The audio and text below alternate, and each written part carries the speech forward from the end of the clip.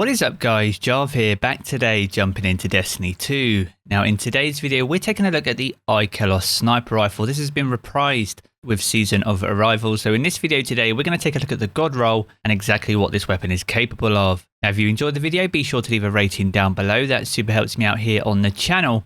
And if you are new around here, I want to keep up to date with all the latest Destiny 2 content. Be sure to hit subscribe as well. But without further delay guys, let's jump into the video. Another day and another Ikelos weapon, and today we're taking a look at the sniper rifle. As I said in the intro, this was reprised this season alongside Season of Arrivals. Originally it came from Escalation Protocol over on Mars, but with that being added to the Destiny content vault at the end of the current season, it is now available as part of the Umbral engram this season. Now one thing that stands out with all the Ikelos weapons is they are classified as Seraph weapons, so regardless of the ones that you use, they will always allow you to spawn War Mine cells, and these are critical to forming really strong PVE builds this season. As in the video yesterday with the Ikelos SMG, the same is the case with the sniper rifle, and this makes it excellent for clearing trash ads, especially if you're focusing on the majors. With the sniper rifle you can quickly clear the trash ads using the War Mine cells, so it's very strong and very powerful in PVE content. Now if we take a look at the roll that I have here today, I have extended magazine. This is where the weapon has a greatly increased magazine size, but it reloads much slower. With that being said though, I do have a reload masterwork, and that helps to counteract half of the deduction that extended mag gives you. Now alongside that I have 4 times a charm. This is where rapidly landing precision hits will return 2 rounds to the magazine each time, and this is very powerful and means that that magazine of 7 could potentially be up to a magazine of 11, and this is really going to stand out when we jump into the tribute hall later in the video. Now in the final column here I've got a choice of 2 perks, the first one being high impact reserves. This is where rounds at the end of the magazine deal more damage, and that's going to pair very well with 4 times the charm, as we'll see in a moment. And the final perk on offer here is box breathing. This is where aiming this weapon for a short period of time without firing grants you bonus range and precision damage that resets after firing or exiting zoom. So we're going to compare that versus high impact reserves to see which of those 2 perks is the best for PvE. Now if you wanted the absolute god roll, then you probably want to replace extended mag with tactical mag.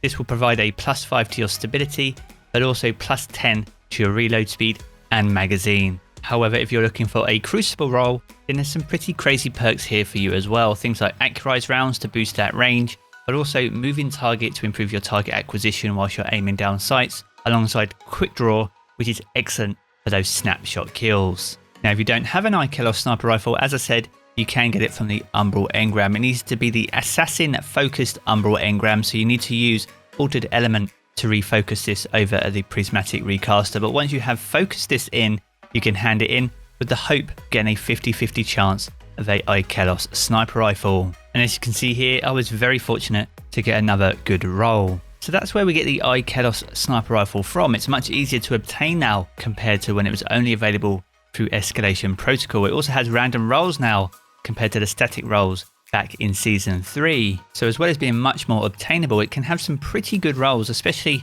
for PvE content.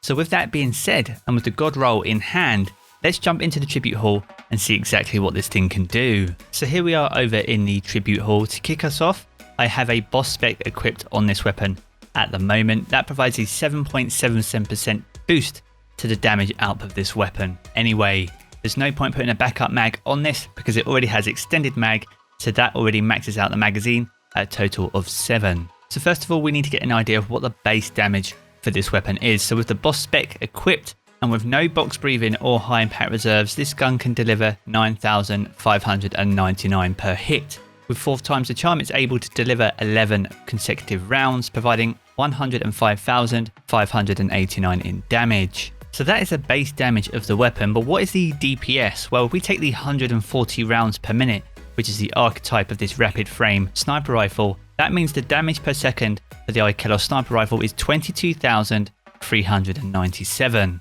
So all in all, not too bad for some baseline numbers, and as you saw there, it's still capable of spawning those War Mine cells as well.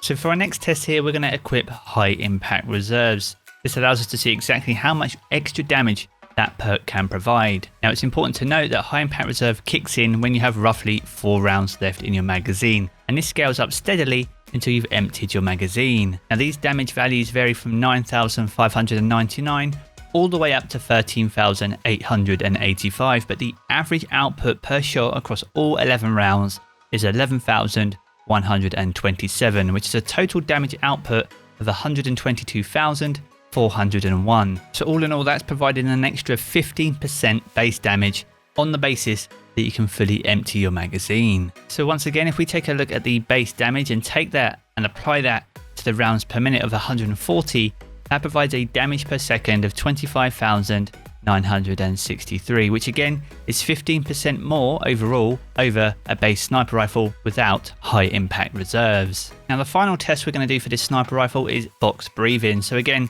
you have a boss spec equipped and box breathing selected. Now with this, it can deliver 12,528 per hit. This can only deliver 7 rounds though, because you are firing so slow, it's not possible to activate 4th times the charm. And as a result, that means you can deliver a total damage output of 87,696. So considerably less than even the base sniper rifle without either high impact reserves or box breathing. Now box breathing takes roughly 3 seconds to activate. So with that in mind, that means the rounds per minute is 20. You can fire 20 rounds in a single minute on the basis that you're waiting for box breathing to activate. And when you take that number and apply it to the damage per second, your damage per second plummets to 4,176, the lowest DPS sniper we've ever tested here on the channel.